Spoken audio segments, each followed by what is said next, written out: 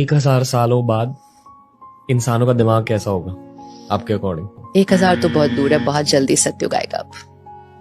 बहुत जल्दी सतयुग आएगा। यस, और इसीलिए सतयुग तो बहुत प्यारा होगा। हर सोल परफेक्ट होगी, हर बॉडी परफेक्ट होगी। परफेक्ट वर्ल्ड था, हमने उसको परफेक्शन से शिफ्ट किया धीरे धीरे, अब हम वापस परफेक्शन क्रिएट कर रहे हैं। इसलिए अगर आप देखो, ये वो भी समय है जहां बहुत लोग अब हायर वाइब्रेशनल एनर्जी की तरफ जा रहे हैं कि नहीं? यू फील दैट और no? That's all. So this time is called the time of awakening. जैसे रात के 4-5 बजे 3-4 बजे का समय होता है ना, कुछ लोग सोने जाते हैं और कुछ लोग उठते हैं। तो किसी के लिए वो गुड नाइट है और किसी के लिए वो गुड मॉर्निंग है। ये वो वाला समय चल रहा है प्लैनेट पे। कुछ लोग सो रहे हैं मतलब अज्ञान की नींद में, इग्नोरेंट किस तरह की लाइफ लीड कर रहे हैं। एंड कुछ लोग अवेकनिंग, जिसको हम हिंदी में कहते हैं जागरण, awakening to a new way of thinking. नई तरह से सोचो, नए संस्कार, नए कर्म, डेस्टिनी बदलो। सो बहुत छोटा फिगर चाहिए होता है to overpower the billions of the planet and the world will change. अगले 50 सालों के अंदर डेफिनेटली।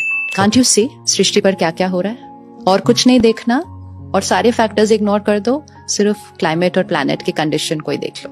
अगर आप यूएन की साइंटिफिक डेलिब्रेशन सुनेंगे, one of the scientist said, prepare the world for the planet to die, we have 10 years, ऐसा बोला उन्होंने। क्रिटिकल हो रही है प्लैनेट की सिचुएशन। ऑडियंस की रिस्पॉन्सिबिलिटी अब बन गई है कि audience needs to take care कि अगर आप एक नेगेटिव कंटेंट कंज्यूम कर रहे हो, सिर्फ आप नहीं कंज्यूम कर रहे हो, आप क्रिएटर को और वैसा बनाने के लिए इंस्पायर करो, क्योंकि उसका तो वो बिजनेस है। और फिर आपके कंज्यूम करने की वजह से वो और बनाते हैं और बनाते हैं और लोग कंज्यूम करते हैं। And then we are saying, why is the world becoming like this? हमारे बच्चे ऐसे क्यों हो रहे हैं? रिस्पॉन्सिबिलिटी।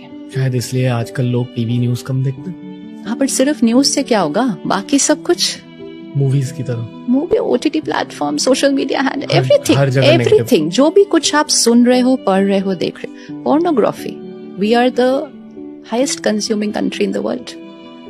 तो वी हैव टू पॉज। अगर आप लस्ट कंज्यूम करोगे, ईगो कंज्यूम करोगे, ग्रीड कंज्यूम करोगे, क्राइम कंज्यूम करोगे, फियर कंज्यूम करोगे, वायलेंस कंज्यूम करोगे, कंपैरिजन कंज्यूम करोगे, सोशल मीडिया पे क्रिटिसिज्म कंज्यूम करोगे, कॉमेडी में आप लोगों को रिडिक्यूल करोगे, फिर आप क्या कंज्यूम कर रहे हो? तो जो आप कंज्यूम करोगे वो ही आप बनोगे। सो कंटेंट इज इमोशनल डाइट। जो हम सुनते हैं, पढ़ते हैं, देखते हैं, वो हम बनते हैं। जो हम बनते हैं वो कर्म में आता है, जो कर्म में आता है वो डेस्टिनी बनता है। So content is equal to destiny, and इसलिए the destiny of the planet is changing. Content, that is the power of content. ऐसे ही नहीं कहा गया था कि मीडिया पावर है। तो 30 is the age of your body. आपकी क्या एज है? सोल की? हाँ, I would like to believe कि millions of years old. So ageless, क्योंकि वो कभी मरता नहीं है। आत्मा अजर अमर अविनाशी, इटर्नल है ना, एनर्जी है। तो 30 इयर्स पहले आप कहाँ होंगे? एक और कॉस्ट्यूम में। हमें नहीं पता कि उस कॉस्ट्यूम में आप कौन सा रोल प्ले कर रहे थे, आपकी फैमिली कौन सी थी, आप कौन से देश में थे, आप कौन से शहर में थे, आप कौन से सिनारियोज में थे, आप कौन से सिचुएशंस में थे। उस सब की वजह से ना आपके यहाँ बहुत सारे संस्कार रिकॉर्ड हुए हैं, बहुत सारे कर्म बने हैं। आप कई सोल्स के साथ बहुत क्लोज इंटरेक्शन में आए होंगे, उनके साथ आपके कार्मिक अकाउंट्स बने हैं। इससे पहले आप एक अलग कॉस्ट्यूम में थे, लेट्स से फॉर 100 years।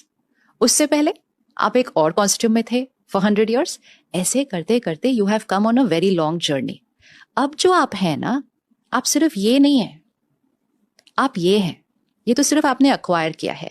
तो आपके पास यहाँ बहुत सारी लाइफ टाइम्स की रिकॉर्डिंग्स है। अब suppose I am an adult today, we call it adult body, but मेरी लाइफ में बहुत स्ट्रेस है, बहुत टेंशन है, बहुत एंग्जाइटी है, और ऐसे करते करते मैंने 70-80 साल इस शरीर में जिए। मुझ आत्मा ने शरीर छोड़ा, तो isn't fear and anxiety travelling with me?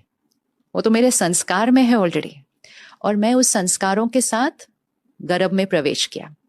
आप अगर अपने वूम्ब के टाइप में जाएंगे और अपनी मम्मी से जाकर पूछेंगे कि जब मैं आपके वूम्ब में था आपकी लाइफ कैसी चल रही थी, were you okay, was there anything happening in your life, did you go through any emotional fear और this? If your mother had gone through that, you would have 99% got that संस्कार। तो वो 9 महीने emotionally बहुत powerful होते हैं for the soul in the womb. तो अब आप देखो, एक मेरा पास्ट लाइफ, फिर मेरा वोम्ब एक्सपीरियंस, और फिर अब मैं 5 साल का बच्चा हूं तो आप बोलते हो मेरे को एंग्जाइटी क्यों होती है? क्योंकि मेरे मम्मी पापा को हो रही थी उस 9 महीने में। एंग्जाइटी हो रही थी मतलब हाइपर है ना, आजकल के बच्चे हाइपर भी बहुत हैं क्योंकि हम बहुत हाइपर हैं, हम 1 मिनट भी साइलेंस में नहीं बैठते। So womb time is the most important time जहां पेरेंट्स को मेडिटेशन करना चाहिए, स्पिरिचुअल प्रिंसिपल स्टडी करने चाहिए। याद रखो, अभिमन्यु उस समय सीख लेगा। तो अपने बच्चे को आप जो बनाना चाहते हो, नॉट प्रोफेशनली एंड अचीवर, संस्कार में उसको जो बनाना चाहते हो उस 9 महीने में करो। योगा करो, मेडिटेशन करो, सुबह जल्दी उठो, रात को जल्दी सो, सात्विक खाना खाओ, ये सब आप अभी करो। 9 months investment, you are laying down a very strong foundation for the child. लेकिन आप हाइपर हो, आप सारा दिन इस तरह का कंटेंट कंज्यूम करोगे, आप एक दिन में बिंज वॉचिंग 10 एपिसोड देख लोगे, soul is in the womb of the mother,